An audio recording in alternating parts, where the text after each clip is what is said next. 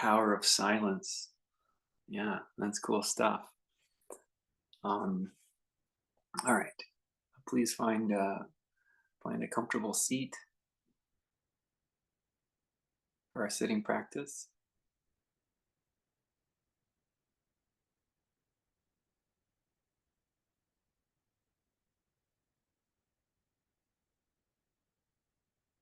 Our sitting practice is about getting beyond our thoughts. Gary, that was the thing that mattered to him most. You read Nisargadatta, you read Ramana Maharshi, that's what matters. That's the first step. It's also the kind of last step. Everything else takes care of itself after that. Got to get beyond your thoughts, beyond the thinker. If you've already done it, then you know how good it is and you want to get back to it. If you've never had it, it should be alluring because what we realize is thoughts are kind of the problem. We got this story maker, this talker in our head. And if it just was quiet, there wouldn't be any problems right now, especially in this very moment. Hopefully, you all can realize in this very moment, just sitting here, just listening, there's no actual problem.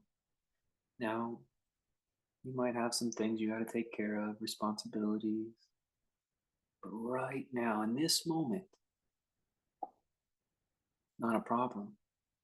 Only when you start thinking and believing what you're thinking does it become a problem that you call real. But before you start thinking, before you start believing in that thinking, we're just here, totally at peace. That should be almost obvious. It's like if it would stop talking, this would be at peace. But it's not, it's talking. And so, what we do when we practice is we learn to have it grow silence without having to be attentive. Because sometimes when we're listening in conversation to each other, it does go quiet. We do something very enjoyable, like watch a good TV show, it goes quiet. But when we're left alone, it stirs up. Sometimes we actually start to go do stuff on out in the world to get it to become quiet. But those are only temporary fixes. They're often deflections or distractions from the real problem. That it's hard to just sit quietly with ourselves.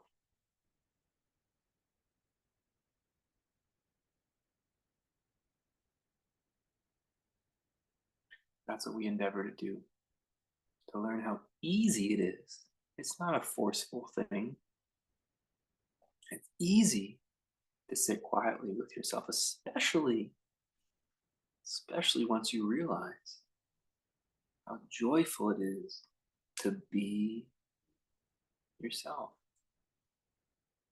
Every time you start talking and believing in that talker inside your head, that's not yourself. That's some version.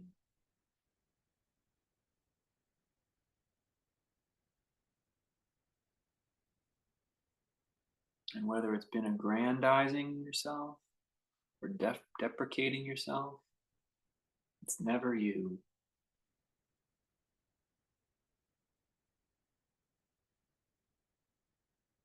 But actual you, here, sitting quietly, silent, observant, very peaceful.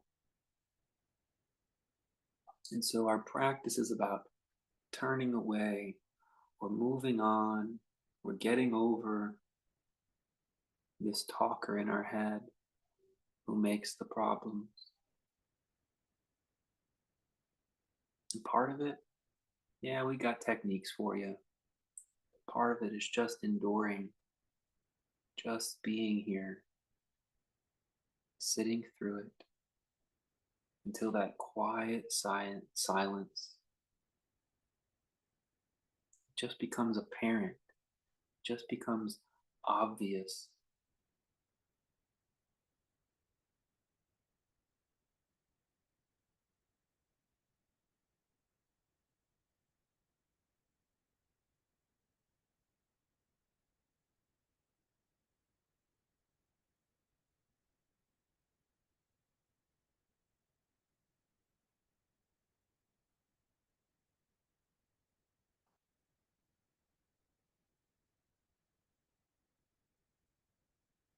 So just remember, even as there's prompts and guidance and maybe some instructions,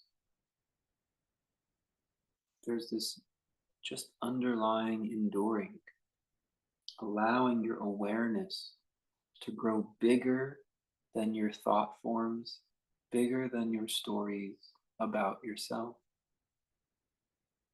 And as you grow bigger than your stories about yourself, you start to see this quiet, open spaciousness.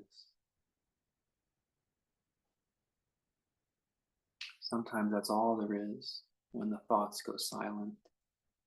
But sometimes there's both there at the same time.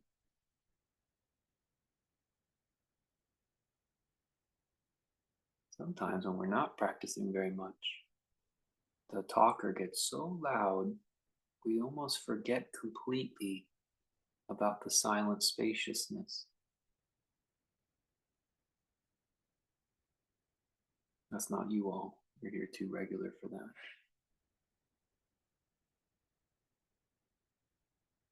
But it can still get loud, certain circumstances.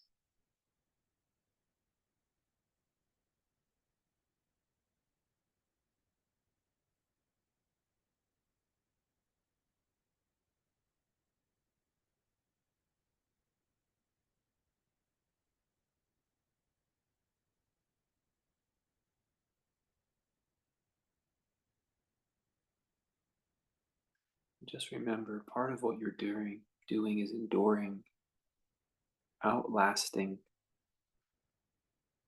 It's a really powerful practice. We can try all kinds of techniques, the inquiries, the affirmations, the analyzing of beliefs. But outlasting is sort of the OG practice. Enduring, because it's really testing your awareness and knowledge. Because you're sort of saying, hey, I know at some point, maybe not today, maybe not even 20 years, some point, that I talker in my head it's gonna quiet down. It may even go totally silent, mute. And I know that when that happens, that empty, silent presence will still be there. It will outlast because it can't go away.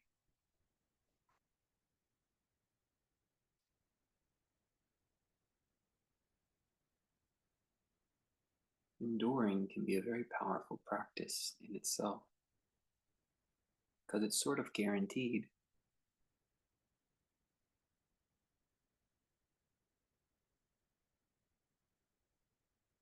Maybe not the most time efficient, but guaranteed.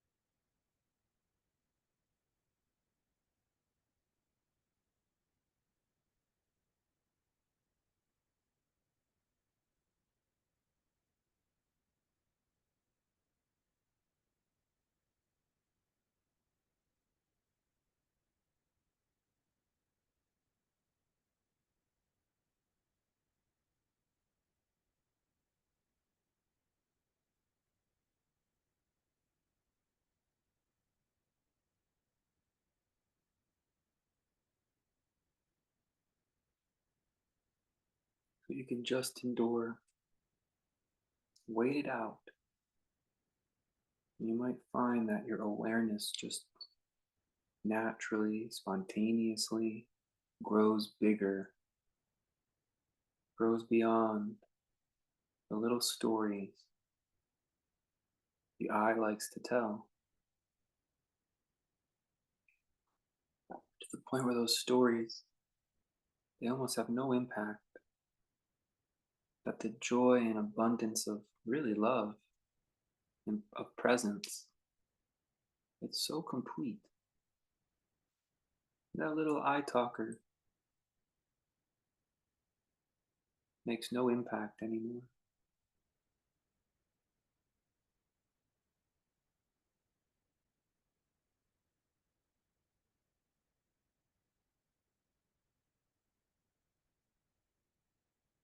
And you can draw insight from that. Just sort of start to recognize, sort of undo the preferences and beliefs of that little I storyteller,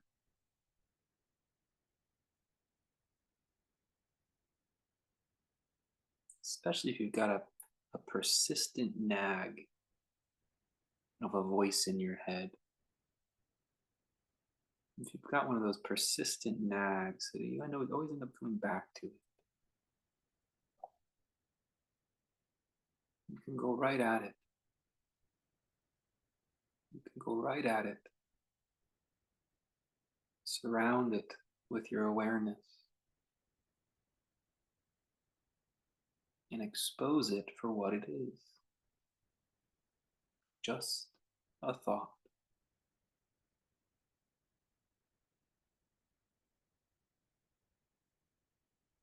You can question yourself. You can doubt its validity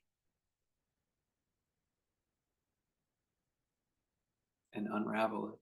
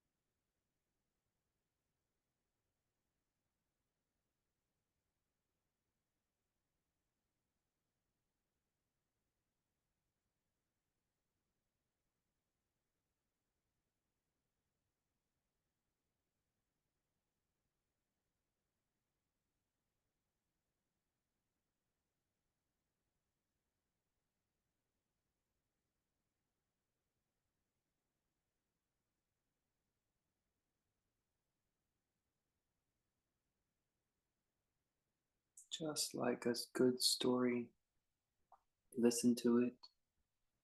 Maybe you enjoy its time, makes you feel a certain way, but you don't take it seriously. You don't believe it's real. Don't you see? Everything you tell yourself, you claim it's about the past, gonna be about a future, but it's just stories. Why do we make them so real?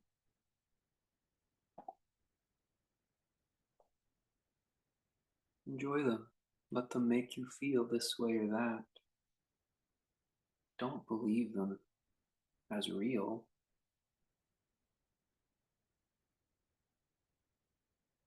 Instead, turn and face the real. Turn and face what's been listening to the stories all this time.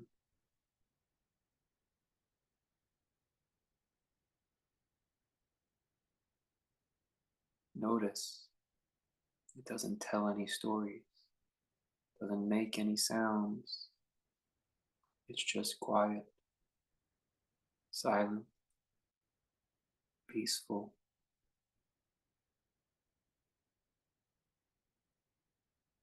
It never has anything to say.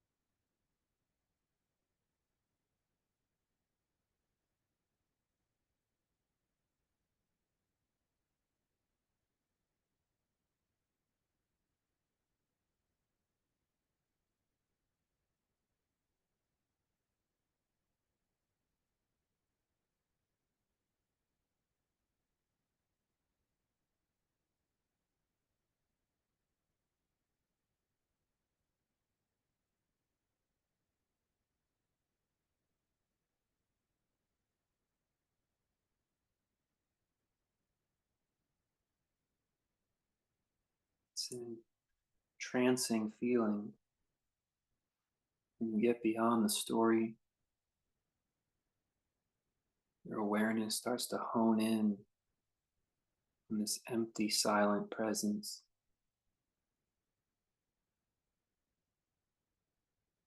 There's almost like a swoon takes you over.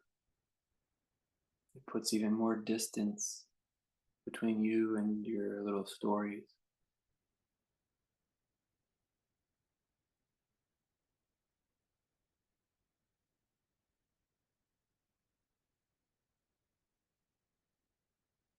They don't even feel like your stories anymore. They're just chirpings.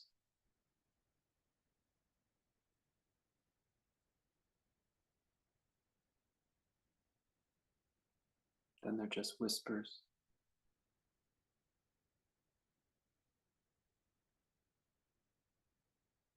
And sometimes they'll go away altogether. You outlasted. You endured. You moved on.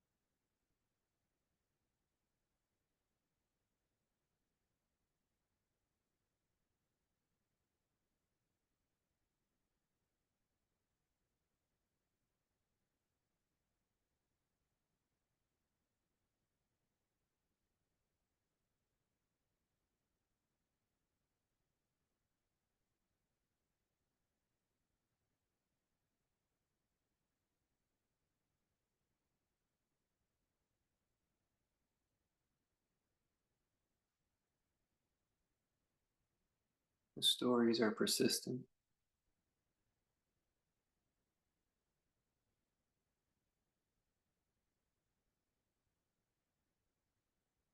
but awareness is stronger. You can't have any stories without awareness, but you can have awareness without story.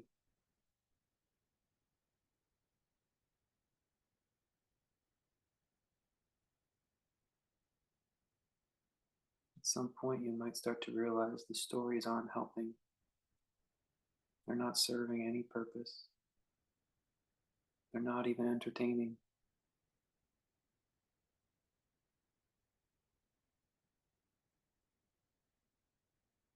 That's what gets you to turn away, to look elsewhere for a little while, to see bigger, to see beyond. You might get some real hagglers in there, creeping up, trying to get you to watch the channel, to pay attention to it. But they're just stories, compelling stories. And so you believe in them, take them for real. But they're just thoughts.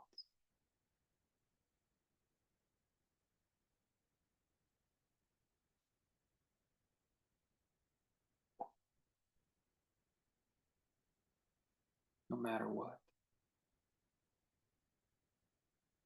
Even if they're pretty accurate to what your experience is, those things are still thoughts.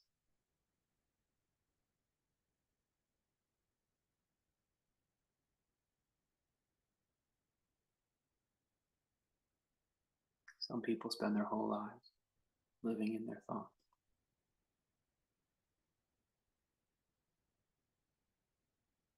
Some people, the lucky few, realize there's more out there.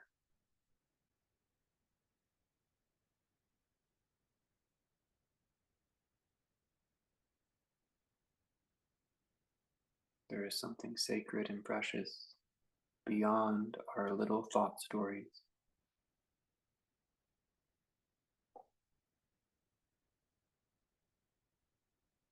You have to be willing to look.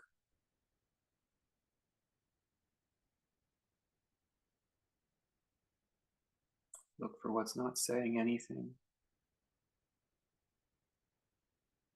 doesn't have a color, doesn't have a sound or a shape.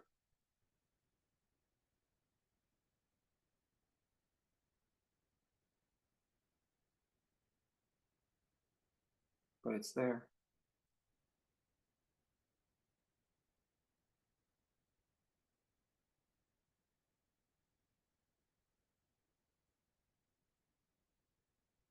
It's really there.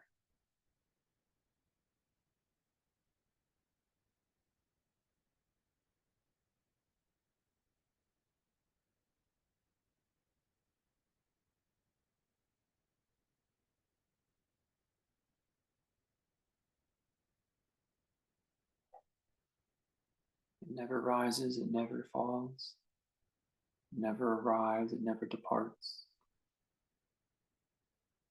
Stories, they come and go.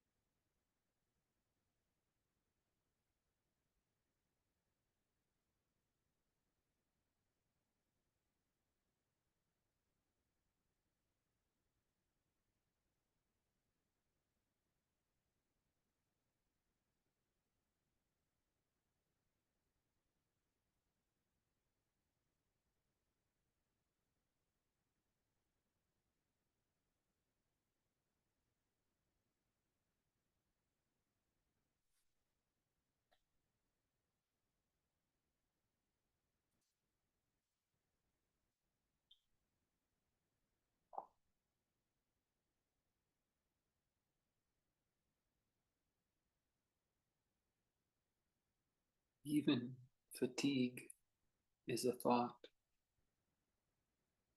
Boredom is a thought.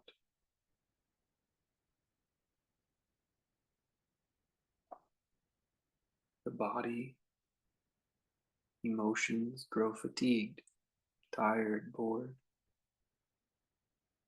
A little story gets told about it. It's not really about this moment, it's about this moment adjacent. This moment never gets tired. This moment never gets bored, worn out. That's just content inside the thoughts. Bad stories, poorly written.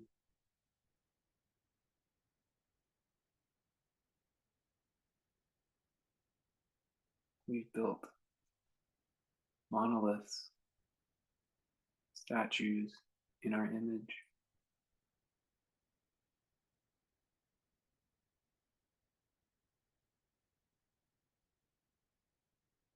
We use our technology to glorify storytelling, content creation.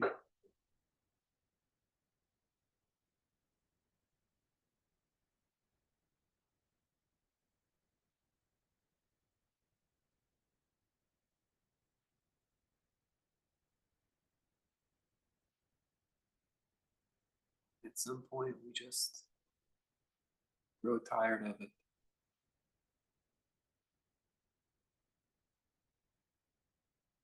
tired of being tired, tired of being bored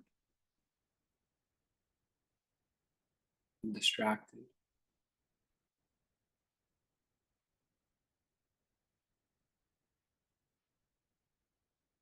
tired of listening to stories, believing they're real. That's the problem. Stories are fun. Believing they're real, that's not fun.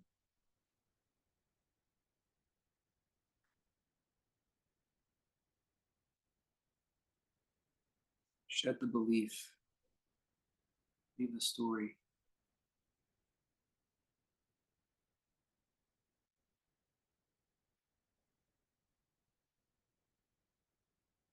Stretch your awareness. See the quiet one listening.